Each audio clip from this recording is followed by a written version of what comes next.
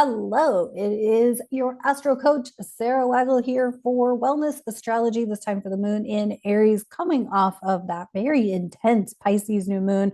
That ain't no ordinary new moon, y'all. We're heading into a wild ride with this month of March, not to be underestimated or taken lightly. And I'm not kidding. I'm not really joking at all. I would like to make light of the energy right now, but I don't think there's a way to do that because this is intense as hell, and we're going to feel it if you are not feeling it already. This week, I am filming this on February 27th, which the new moon just peaked a few hours or maybe like a half a day. I don't know. When did it peak? This morning? I don't know. It doesn't matter. But now we're in this moon in Aries, and Venus is going to station retrograde on the heels of Mars stationing direct. And so all of the energy in the month of March is between 24 degrees of Pisces and 10 degrees of Aries.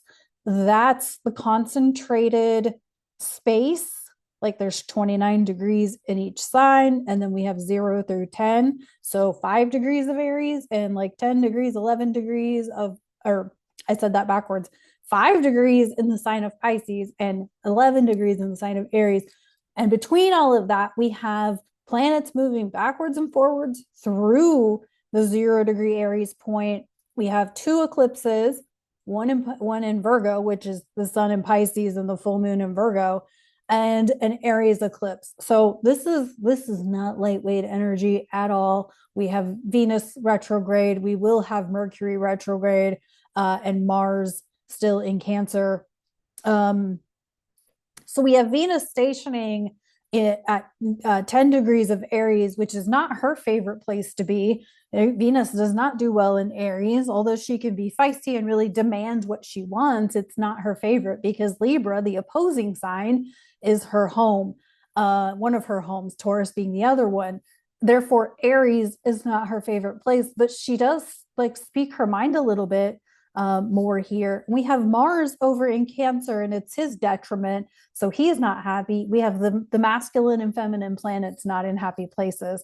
I think there's something significant about that with regards to masculine and feminine energy. And so if you're feeling like you are moving through sludge, absolutely. And I will also say that this whole week, I have felt the energy in my root chakra. My back has been out, leaving me pretty not functional because laying down in bed is better than sitting up and moving. So, I mean, if you're feeling this in your body, take good care of yourself. Don't do what I did, which was move stuff on Tuesday, which I was like, it's finally nice weather. I can finally do things. And then my back was not cooperating, and I didn't pay attention, and ended up most of Wednesday in bed, laying flat on my back because nothing else felt good. This is not a new injury. I have had this back issue my entire life. And so I literally just have to be with it, deal with it. I have done physical therapy multiple times. I know what to do to avoid it, but I feel like with this being such root chakra energy, that it was kind of inevitable. Like the destable, like root chakra is your stability, right? It's your security, it's your money, it's your fears, all of those things. And with this much destabilizing, mutable water Pisces energy, I feel like it was like gonna happen. Um, and I'm asking a lot of questions to myself, where my work is going and all of these things, what I'm doing, how I'm doing my work, where do I want to relocate to? And everything keeps shifting and changing. So I'm like, okay, now what?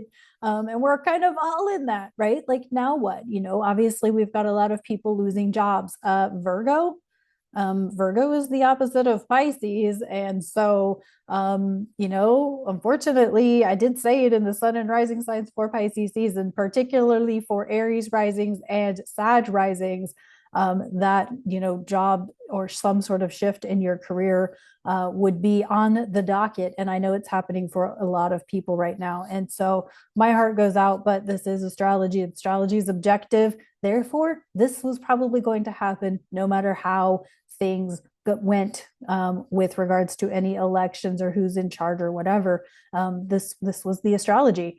And so this is the astrology that we're in. And so as we move through this moon in Aries, move the energy, because Aries is ruled by Mars. And yes, Venus is stationing retrograde. So it may be like you need to go hit a punching bag. I do feel like there's a lot of anger, maybe even a lot of rage that people are afraid to feel, because you're pissed about whatever you're pissed about, whether it's something from your childhood or a fear of scarcity, or a fear of where to go next and what's going on, and whatnot. Because again, we are in a lot of endings. That last degrees of Pisces is about to get hammered pretty hard, between the retrograde, the Venus Mercury retrogrades, and Saturn's gonna be in that mix here coming up really soon. And so and there's so much unknown, because you have Neptune, I think at 29, might be close. I can't remember exactly which date Neptune moves to 29 Pisces, but he'll be there for most of the month of March until he moves to 0 Aries. So that's how we're going to end March, is with a lot of things shifting between these two signs. And so with this moon in Aries, again, take good care of yourself. Take good care of managing your energy. Move the energy through. Don't just sit still and sit on it. That's how it gets stuck. And therefore, it could be why my energy is stuck in my low back, is because I sat still too long. That could be. Maybe I sat with something in my head, like mentally processing something too long, and it sat in my low back, right? These things can manifest because the chakras are energy centers. These things can manifest differently for different people. You may be having some digestive discomfort, or something like that, or you may be overly emotional right now. All of those things. And as we continue to move through the month of March, I'm not just going to say Pisces season, because this kind of goes on through the end of March, that we're going to have this change up energy back and forth between Pisces and late Pisces, early Aries. And so there is definitely a lot of energy movement happening. I am not going to show a chart, because I don't know what's going on with that. I wish somebody would have said that there was a gray bar in the middle of my chart images. I don't know. I think I know, and maybe I'm going to try to show the chart really quick. Let me try it and see what happens. And but I wish somebody would have told me there was a gray bar in the middle of my charts, because I figured it out on the sun and rising signs. And I think I know what happened. I think it was something to do with how I was zooming into the images. Let me try it a different way. We'll see if it works. And if it doesn't, hopefully somebody will say something. Because I don't always rewatch these videos, because I don't have to timestamp them. I film them and plop them on YouTube. Call me irresponsible, or you can call me human, because I'm human and I don't have all of the time in the world to do all of the things. But with the sun and rising signs, I go back through and timestamp them. So I saw it. And I'm like, oh shit. And then I'm like, wait a second. Have they all been like that? Nobody said anything in the comments? Come on, y'all. I'm blind, but I'm not that blind. Okay. Okay. All right. Hang on. Let's see if it'll work. All right. Let me see if I can not do. I think what happened when I did the pinch to zoom is when the gray box occurred. So I'm not going to do that. So if you can't see the chart, I'm sorry. I don't know unless I do this to zoom, and hopefully it doesn't. I'll try and rewatch this video. But anyway, okay, so here's that Aries moon at 9 degrees. It's just going to hit Venus right as Venus is stationing retrograde. And so you can see here we've got the planet pileup. So the sun is at 11. Saturn is at 20, 27 for the North Node, 27 within his pre-retrograde shadow for Mercury, and 28:55 for Neptune. So Neptune's a couple of minutes away, couple of geometric minutes, meaning I think he moves into 29 on the 3rd of March. So right when the moon would be in Taurus. So we'll talk about that in the next video. But so yeah, moon in Aries is going to conjunct Venus right as she's stationing retrograde. And so 40 days and 40 nights of Venus retrograde is where we are. And so Neptune Mercury, Saturn. And so the order will be Venus has already obviously moved into to Aries and she'll retrograde back, but not before Mercury comes into Aries and retrogrades back. They kind of stay conjunct. So that's that communication, money, relationships, contracts, travel, transportation, all of those things. Mercury and Venus are going to be hand in hand moving through that. So then that could also have something because Mercury is a neutral planet. He's the ruler of the traditional ruler of astrology. And so there could be something about the feminine energy coming up with Venus hanging out with Mercury and Mars over in Cancer by himself, pissed off. But like definitely some balance or lack of balance with the feminine and masculine. Um, all right, so Venus already in Aries, Mercury will move into Aries, both will retrograde back to Pisces, then Neptune will move into Aries. The North Node is going to keep traveling back. He will not come back to Aries, but Saturn by May will see Saturn move into Aries. And then the sun obviously at the vernal equinox on the 20th of March. So it'll be sun, so it'll be Mercury, then the sun, then Neptune, and then eventually Saturn. And of course, when the two personal planets, Mercury and Venus, station direct in April, they will both come back into Aries as well. So the Aries energy is not without. So yeah, with this Aries moon and Venus there, it's kind of like, you kind of want to be attentive to conversations, but at the same time, the next probably, well, I would say at minimum 40 days of time is probably not going to be the most clarity. In fact, it'll be so confusing that there may not be any clarity around anything. And so, definitely not a good time to start a new relationship. Probably not a good time to get into any kind of contractual commitment, whether that's a business contract or a relationship contract. Sheldon Cooper just popped in my head with his roommate and his roommate agreement, his relationship agreements. Probably not a good time to I don't know. It's just not a really wise time to make big, big decisions that haven't already been, like I know some folks who've been planning to move and they've been planning to move for a year or two. Like that's different than like all of a sudden you're like, I'm ready to relocate. That's partly why I've been so chill about relocation. Because while I would love to, this ain't a good time to do it when by June something could pop its head out. And I'm telling you right now, I had plans for June that have fallen that have gone differently for the people that were involved. I had plans for a couple of other things that have shifted in direction.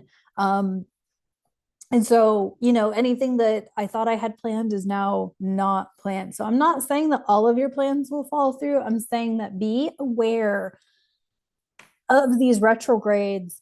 Mercury retrograde is always a question mark on communication, obviously delays, obviously if you're planning to travel, don't hesitate to travel because of everything. Just go ahead and do it. Just know to proactively plan for yourself to be delayed in travel. Because it's likely going to be the case the further we get into this 40-day stretch. So I would say for the next 40 days, be aware of contracts, be aware of travel. Don't get into new relationships. Don't do anything drastic with your appearance unless you already had it planned, and that's a little different. And all of this doesn't apply to you probably if you have Mercury or Venus retrograde in your natal chart. I know people who thrive during Mercury retrograde.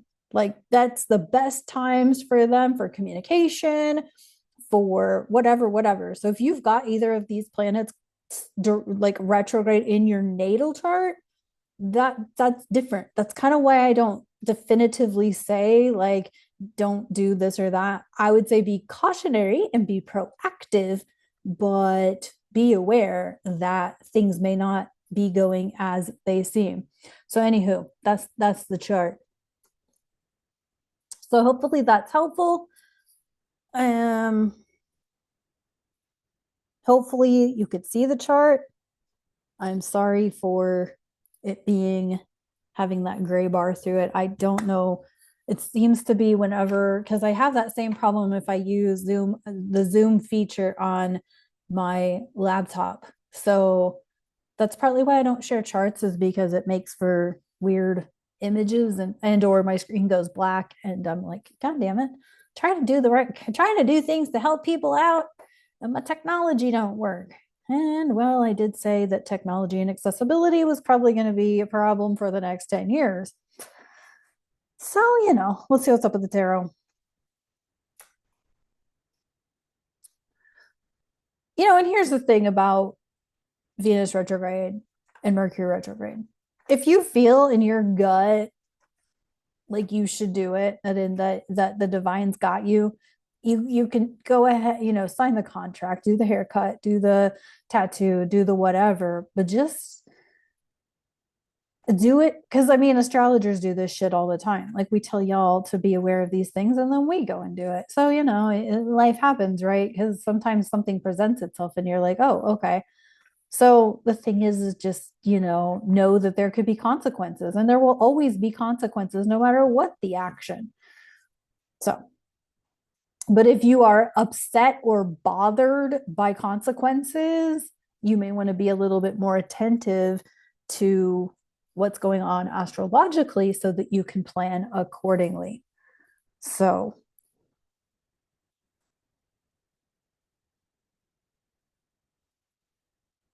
let's see what's up with the tarot. Hopefully, you guys were able to check out the sun and rising signs. We got number 13, which is release. Oh, hell yeah. Archangel Azrael, Azrael. And this is the end of the end the end of a phase or situation, uh spiritual spiritual transformation time and time to move on. Yeah. Um this is probably like, I could show you this card with every video this month and it'll be accurate.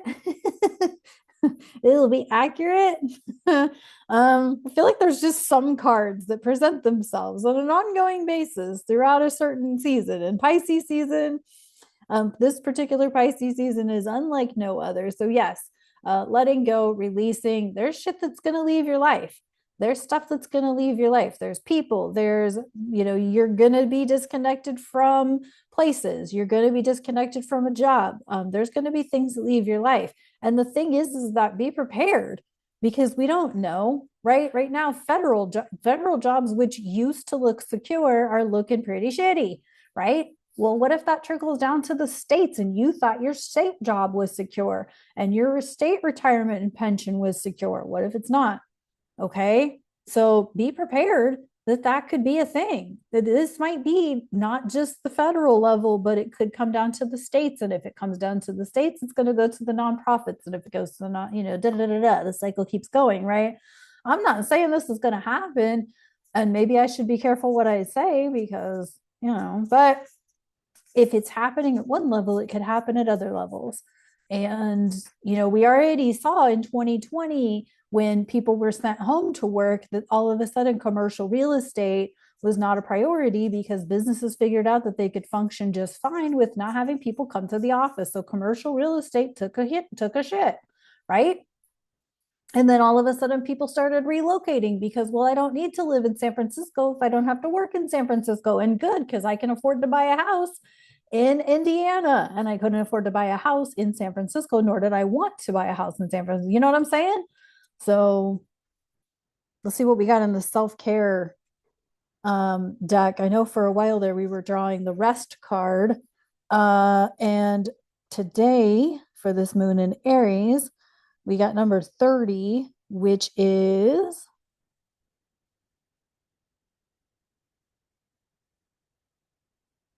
Look for fairies. Okay. Look for the magic. Look for fairies. Look for the fae. Look for the things that you cannot see. Look for the miracles that you can't see. Look for the good in your day to day that you cannot see. Not all good things are tangible. I think I'm going to leave it at that because I think this is important that there are good things every single day, your gratitudes, the beauty of the world, the beauty of this earth that we live on that we cannot see. And this could be that you visually cannot see it. I can't see the birds in the sky, but I can hear them singing every morning. Okay. There are things that we cannot see, but that are there. And we don't know what we don't know, right? So look for fairies, as in look for the unknown, look for the unseen, and know that it's there and that it's beautiful. All right, that's what I got for this moon in Aries. We'll talk to you guys on the next video. Take good care.